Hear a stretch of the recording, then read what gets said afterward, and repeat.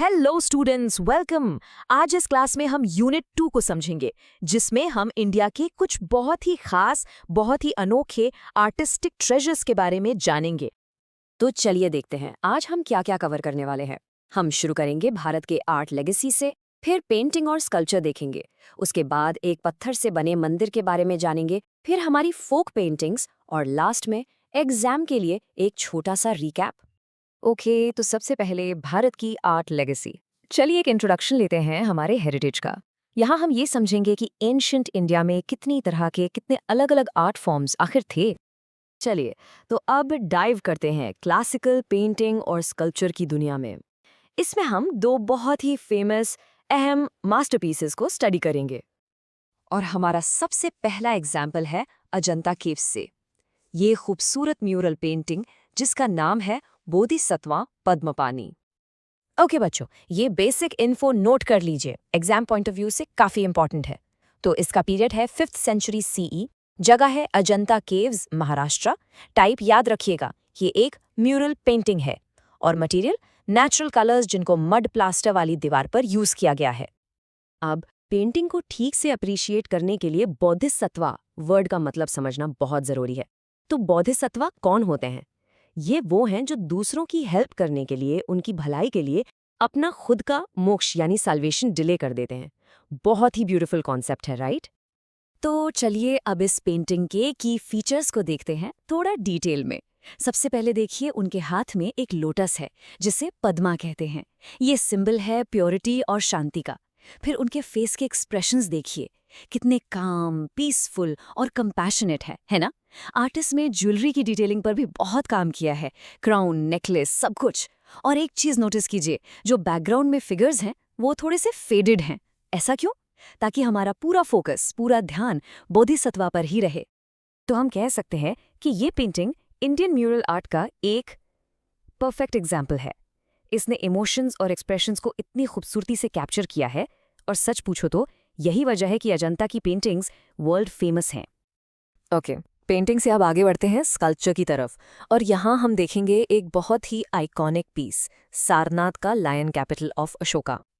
अब इसके भी जो बेसिक फैक्ट्स हैं उन्हें ध्यान से सुनिए। इसका पीरियड है 3rd सेंचुरी बीसीई, यानी ये मौर्यन पीरियड का है। जगह है सारनाथ, उत्तर प्रदेश। मटेरियल ये पॉलिश्ड सैंडस्टोन से बना है, और सबसे इंपॉर्टेंट बात, आज ये हमारा नेशनल एम्बलम है। चलिए अब इस मौर्यन मास्टरपीस के फीचर्स और इसके पीछे का सिंबलिज्म समझते हैं। आप देख सकते हैं इसमें 4 लाइंस हैं जो बैक टू बैक खड़े हैं चारों डायरेक्शंस में। ये लाइंस क्या रिप्रेजेंट करते हैं? पावर, करेज और अथॉरिटी। अब नीचे सर्कुलर बेस को देखिए, जिसे एबकस कहते हैं। इस पर आपको एक एलिफेंट, एक बुल, एक हॉर्स और एक लायन दिखेगा, और साथ ही धर्मचक्र या व्हील ऑफ लॉ भी बना हुआ है। और हाँ, एक चीज जो मौर्यन आर्ट की पहचान है वो है इसकी हाई पॉलिशिंग। देखिए स्टोन कैसे शाइन कर रहा है। तो हमने पेंटिंग देखी, स्कल्पचर देखा, लेकिन सोचिए एक पूरा का पूरा पत्थर, एक सिंगल रॉक हमें एंशिएंट इंडियन इंजीनियरिंग के बारे में क्या बता सकता है? आइए देखते हैं। बिल्कुल, अब हम बात करेंगे एक ऐसे मंदिर की जो एक ही पत्थर से बना है। हम स्टडी करने जा रहे हैं एलोरा के कैलाशनाथा टेम्पल, और बिलीव मी, ये इंजीनियरिंग का एक वाओ, अनबिलीवेबल एग्जाम्पल है। तो इसकी बेसिक इन्फो, पीरियड है 8th century CE, Rashtrakuta dynasty के टाइम का। ये आपको मिलेगा cave number 16, Ellora caves, Maharashtra में। और इसका टाइप, ये एक रॉक कट मोनोलिथिक टेम्पल है। बच्चों, इस मोनोलिथिक वर्ड पर अच्छे से ध्यान देना, यही इसकी सबसे खास, सबसे यूनिक बात है।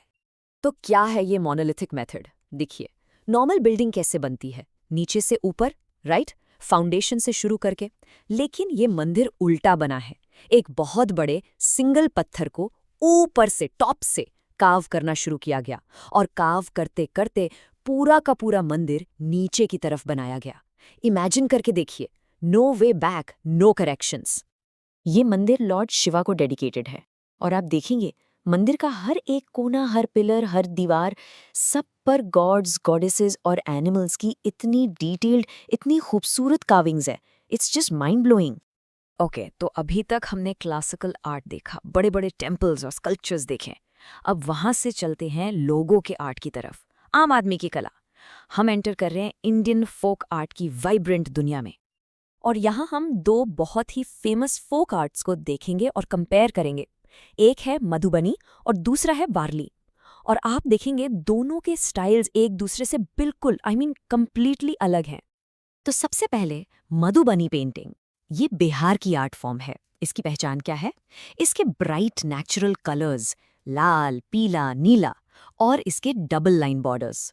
सब्जेक्ट्स में आपको गॉड्स, फेस्टिवल्स और नेचर जैसे मछली या मोर देखने को मिलेंगे। पर इसकी सबसे बड़ी खासियत, और इससे आप हमेशा पहचानोगे, वो ये है कि इसमें कोई भी जगह खाली नहीं छोड़ी जाती। The entire space is filled with patterns. अब इसके बिल्कुल ऑपोजिट है वारली आर्ट, महाराष्ट्र से। देखने में ये बहुत सिंपल है, पर इसकी मीनिंग बहुत गहरी है। इसे ब्राउन मड वॉल पर व्हाइट राइस पेस्ट से बनाया जाता है। इसमें ह्यूमन फिगर्स को स्टिक फिगर्स की तरह बेसिक ज्योमेट्रिक शेप्स यूज करके बनाते हैं, जैसे सर्कल्स, ट्रायंगल्स और लाइंस। और इसके सब्जेक्ट्स वो डेली लाइफ से होते हैं, जैसे खेती करना, डांस करना, हंटिंग। ये आर्ट वारली ट्राइब और नेचर के बीच के डीप कनेक्शन को शो करती है। ओके बच्चों, चलिए अब टाइम है एक क्विक रिकैप का। सारे इंपॉर्टेंट पॉइंट्स को एक बार रिवाइज कर लेते हैं ताकि एग्जाम के लिए सब अच्छे से याद रहे। ये टेबल आपकी क्विक रिवीजन के लिए बिल्कुल परफेक्ट है। आइए एक बार फटाफट गो थ्रू करते हैं। बोधिसत्व पद्मपानी, कहाँ? Ajanta, 5th century. की फीचर? उसकी calm expressions. Next, lion capital, Sarnath, 3rd century BCE। की फीचर? हमारा नेशनल एम्ब्लम है, पॉलिश्ड सैंडस्टोन से बना है। फिर Kailashnath temple, Ellora, 8th century. की फीचर? एक ही पत्थर को ऊपर से नीचे कार्व किया गया है। मधुबनी पेंटिंग, बिहार से। की फीचर? ब्राइट कलर्स और कोई भी स्पेस खाली नहीं। और लास्ट में वारली पेंटिंग, महाराष्ट्र से। की फीचर? सिंपल ज्योमेट्रिक फिगर्स जो डेली लाइफ को दिखाते हैं। सिंपल। तो ये जो 5 आर्ट वर्क्स हमने आज देखे, ये हमें इंडियन आर्ट की कितनी ज़बरदस्त डाइवर्सिटी है उसकी एक छोटी सी झलक देते हैं। आप सोचिए, एक तरफ क्लासिकल मास्टरपीसेस हैं और दूसरी तरफ ज़मीन से जुड़ी हुई फोक ट्रेडिशंस। सब कुछ है।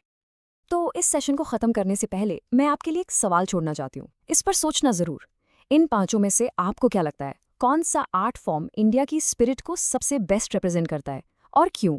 हमेशा याद रखिए, आर्ट सिर्फ सुंदर नहीं होती, वो अपने टाइम के कल्चर और उसकी वैल्यूज का आईना होती है।